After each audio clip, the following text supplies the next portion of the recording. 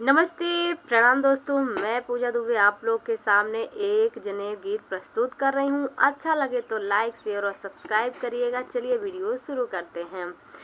जब काशी बनारस के बीचवा बरुआ जोगी ठाने लहो।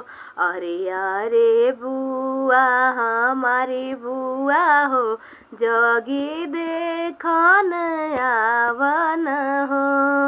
अरे अरे बरुआ हमारे बाबू हो, जोगी देखन आइब न हो। नवमानी गेहुआ पिसाई के, जोगी देखन आइब न हो। काशी बनारस के बीचवा बरुआ जोगी ठाने ल